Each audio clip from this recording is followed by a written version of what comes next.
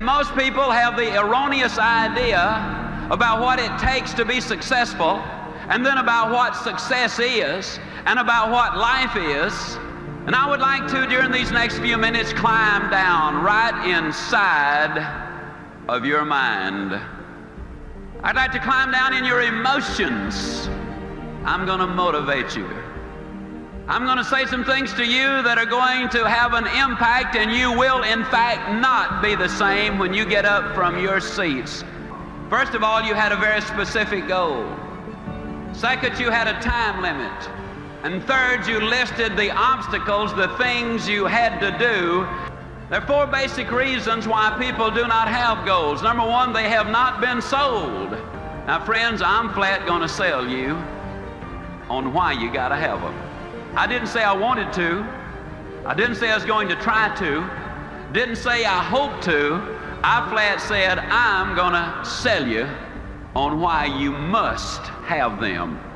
The second reason a lot of people don't have goals is they do not know how to set those goals.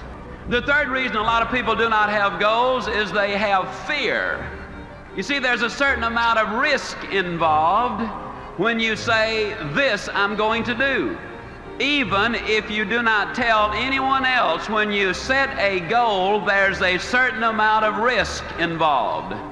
Then the fourth reason a lot of people do not have goals is because they have a poor self-image. If you do not think you deserve success, if you do not think you deserve a bigger home, to be $1 million producer, to have an outstanding mate, or beautiful, well-disciplined children who are productive, if you don't think you deserve them, then you'll do things that will keep you from getting them. What about you personally? Have you got your goals laid out?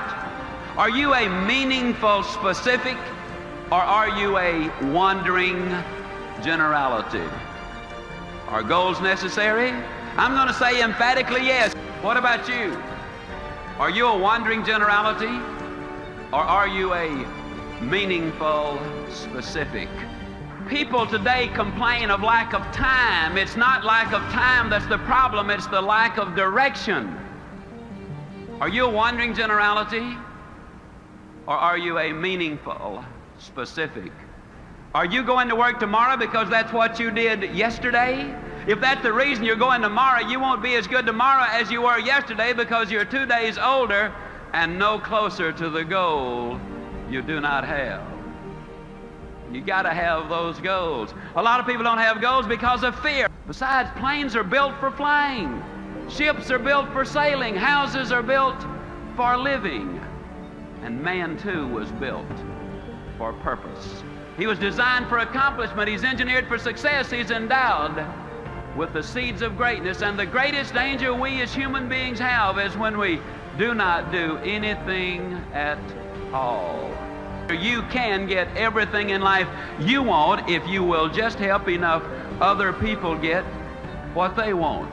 See, we can get what we want if we can give you some thoughts or some ideas or some motivation or some stimulation. If we can, in fact, leave you something so that when you go home tonight, you will be a better man or a better woman or a better boy or a better girl, then you will be more successful tomorrow. Yes, there's danger in setting goals, but there's infinitely more danger in not setting them. Then a lot of people do not know really how to set goals. You see, in order for a goal to be effective, it must affect change. And if it doesn't affect change, then the probability of you reaching the goal are pretty slim. In order for it to be effective, it's got to be big, because it's the big goal that creates excitement. It forces you to reach in and utilize that which is there. And the next thing about the goal, although as a practical matter it was an intermediate goal, I'm going to use it for illustrative purposes as a long-range one. You got to have those long-range goals. And the rule is a simple one. You go as far as you can see. And when you get there, you'll always be able to see further. You cannot make it as a wandering generality. You've got to have a very specific target. So the other point, if you're going to do anything, you got to break it into a daily basis and you got to get started. The people who wait for external changes before they make an internal decision will get cooked in the squat every single time. I can guarantee it. If you're going to reach your goals, you got to make up your mind. You do something today. You can't do everything at once. You pay the price for failure. You pay the price for a poor marriage. You enjoy the price of a good one. You enjoy the price of success. You just look at the people who've made it and the people who have not made it. I believe we've got to change our vocabulary. See, ladies and gentlemen, I don't believe you pay the price. I know that you enjoy the price. And I believe we need to change our vocabulary. I'm really talking about changing an attitude, am I not?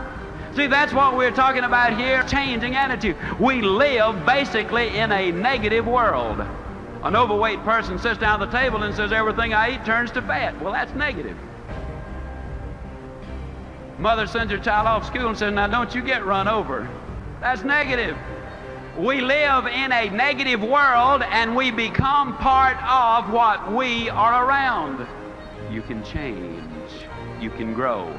The greatest message I could ever give to you is that one simple thing. Yes, you can grow. I say it with all of my heart. I know in my mind that man was designed for accomplishment, that he's engineered for success, that he is endowed with the seeds of greatness. You can start from where you are with what you've got. And so long as you build on a moral foundation, I believe you can get anything you really want. You'll just help enough other people get what they want. We become part of what we are around, whether it's moral or immoral, whether it's good or bad. Stay with it long enough and it's going to rub off on you. But you don't climb the high mountain by yourself. It is in conjunction with others that we really accomplish the major things in life. See, we live in such a negative world that unless we deliberately read the good books daily, unless we deliberately, regularly feed our minds with those motivational recordings that in essence remind us over and over in a negative world that we ourselves can be positive if we have the positive input. Isn't it true that when things are good, they get better? And when they're bad, they get worse? And it's got nothing to do with what's going on out there. It's got everything to do with what's going on between your ears. You see, your business is never good or bad out there. Your business is good right here between your own two ears. And if you're thinking it's stinking, your business is going to be in exactly the same shape.